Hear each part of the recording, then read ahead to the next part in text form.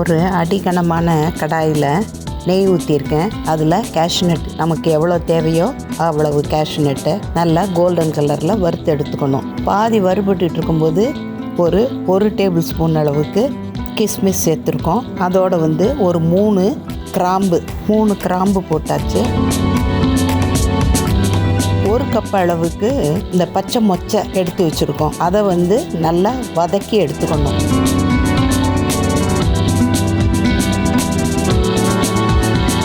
ஒரு கப் அளவுக்கு வெல்லம், அதை 1/4 கப்பு தண்ணியில் கரைச்சி எடுத்துக்கணும்.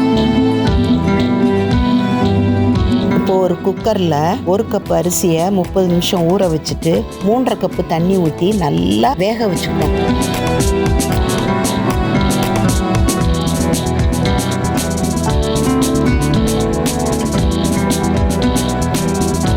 குழைய வேக வச்சாச்சு. அதில் நம்ம கரைச்சி வச்சுருந்தோம்ல வெல்லம், தண்ணி ஊற்றி கரைச்சிருந்தோமே அதை சேர்த்துட்டு நெய்யில் வறுத்து வச்சுருந்த மொச்சக்கொட்டை, பச்சை மொச்சை, முந்திரி பருப்பு, கிஸ்மிஸ்ஸு, ஏலக்காய், கிராம்பு எல்லாத்தையும் சேர்த்துட்டு நெய் கொஞ்சம் விட்டு, நெய் ஒரு 2 டேபிள் ஸ்பூன் அளவுக்கு எடுத்துக்கலாம். வெல்லத்தோட பச்சை வாசனை போகிற அளவுக்கு நல்லா கிண்டி எடுத்துட்டோம்னா ஆரோக்கியமான பச்சை மொச்சை ஸ்வீட் பொங்கல் ரெடி.